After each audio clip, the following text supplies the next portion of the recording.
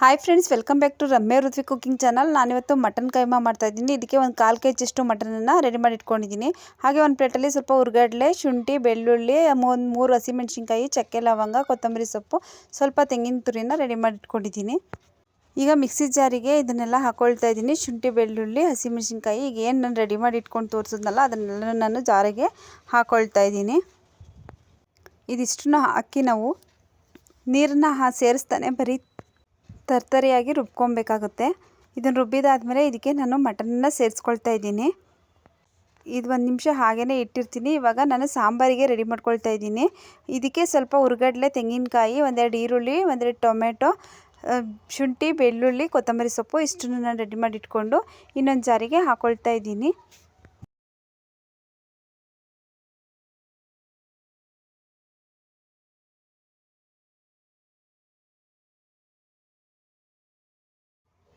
ಇದೆಲ್ಲ ಸೇರಿಸಿದಾದ್ಮೇಲೆ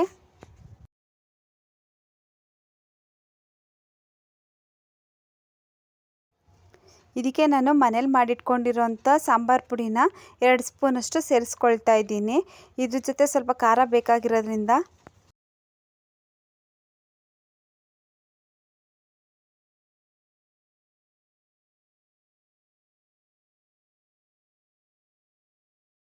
ಅಚ್ಕಾರದ ಪುಡಿನೂ ಕೂಡ ನಾನು 1-2 ಸ್ಪೂನ್ ಹಾಕ್ಕೊಳ್ತಾ ಇದ್ದೀನಿ. ಇವಾಗ ಇದನ್ನೆಲ್ಲ ನುಣ್ಣಗೆ ನಾನು ರುಬ್ಬಿ ಮಸಾಲೆನ ರೆಡಿ ಮಾಡಿ ಇಟ್ಕೊಂಡಿದ್ದೀನಿ. ಅಷ್ಟರಲ್ಲಿ ಒಂದು ಪಾತ್ರೆ ಕೂಡ ಕಾಯೋದಕ್ಕೆ ಇಟ್ಕೊಂಡೆ. ಇದು ಸ್ವಲ್ಪ ಬಿಸಿಯಾಗಲಿ.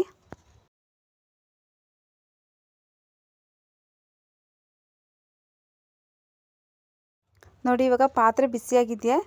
ಅಷ್ಟರಲ್ಲಿ ಇವಾಗ ನಾನು ಒಂದು ಜಾರಿಗೆ ಮಟನ್ ಹಾಕಿಟ್ಕೊಂಡಿದ್ನಲ್ಲ ಅದಕ್ಕೆ ಸಾಂಬಾರು ಪುಡಿನ ಸೇರಿಸ್ಕೊಂಡು 1-2 ಸ್ಪೂನಷ್ಟು ಸಾಂಬಾರು ಪುಡಿನ ಸೇರಿಸ್ಕೊಳ್ತಾ ಇದ್ದೀನಿ.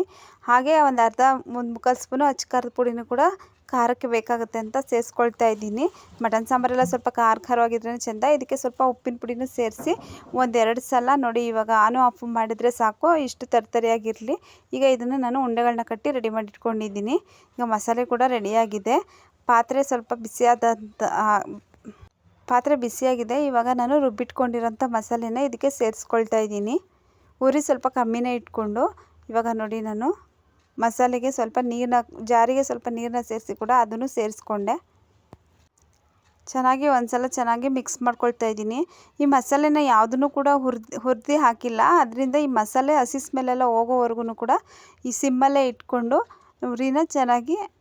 ಈ ಮಸಾಲೆನ ಚೆನ್ನಾಗಿ ಬೇಯಿಸ್ಬೇಕಾಗುತ್ತೆ.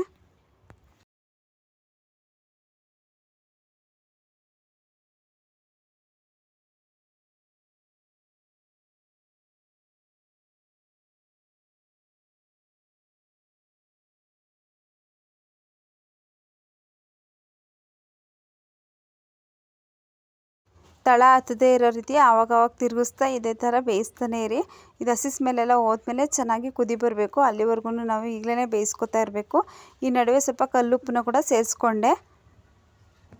ನೋಡಿ, ಒಂದು ಸಲ ಚೆನ್ನಾಗಿ ಮಿಕ್ಸ್ ಮಾಡಿ ಹಾಗೇ ಕುದಿಯೋದಕ್ಕೆ ಬಿಡ್ತಾ ಇದ್ದೀನಿ.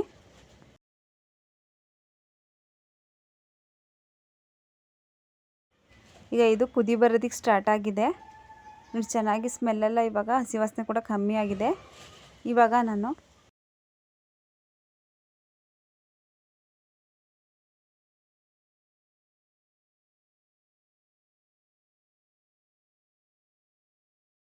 ಉರಿ ಕಮ್ಮಿಯಾಗಿ ಇಟ್ಕೊಂಡಿದ್ದೀನಿ. ಇವಾಗ ಉಂಡೆಗಳನ್ನ ಕಟ್ಟಿಟ್ಕೊಂಡಿದ್ನಲ್ಲ, ಕೈಮಾ ಉಂಡೆಗಳನ್ನ, ಅದನ್ನೆಲ್ಲ ನಾನು ಇವಾಗ ಈ ಸಾಂಬಾರಿಗೆ ಹಾಕೋಬೇಕು.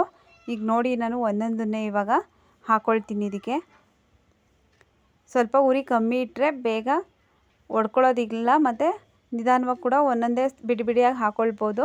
ಇವಾಗ ನೋಡಿ, ನಾನು ಎಲ್ಲ ಉಂಡೆಗಳನ್ನೂ ಇದಕ್ಕೆ ಹಾಕಿದ್ದೀನಿ. ಹಾಕಿದ್ದಾದ್ಮೇಲೆ ತಿರುಗಿಸೋದಕ್ಕೆಲ್ಲ ಹೋಗಬೇಡಿ. ಹಾಗೆ ಪ್ಲೇಟ್ ಮುಚ್ಚಿ ಒಂದು 5 ನಿಮಿಷ ಬೇಯಲಿ ಅದು. ಇವಾಗ ನೋಡಿ, ಇವಾಗ ಪ್ಲೇಟ್ ಮುಚ್ಚಿ ಬೇಯೋದಕ್ಕೆ ಇಟ್ಟಿದ್ದೆ. ಇವಾಗೆಲ್ಲ ಅದು ಬೆಂದು ಇವಾಗ ಮೇಲೆ ತೇಲುತ್ತೆ ಅದು ಮಟನ್ನು. ಈಗ ಒಂದು ಸಲ ಚೆನ್ನಾಗಿ ಮಿಕ್ಸ್ ಮಾಡಿ ಅದಕ್ಕೆ ಮಸಾಲೆ ಎಲ್ಲ ಚೆನ್ನಾಗಿ ಇರ್ತಿರುತ್ತೆ ನೋಡಿ. ಇವಾಗ ಹಾಗೆ ಕುದಿಯೋದಕ್ಕೆ ಬಿಡಿ, ಚೆನ್ನಾಗಿ ಕುದೀಲಿ.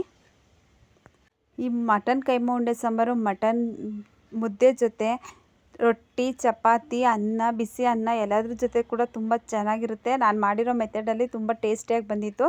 ನೀವು ಕೂಡ ಟ್ರೈ ಮಾಡಿ ನೋಡಿ. ಇವಾಗ ಚೆನ್ನಾಗಿ ಕುದಿ ಬರ್ತಾ ಇದೆ ಸಾಂಬಾರ್ದು.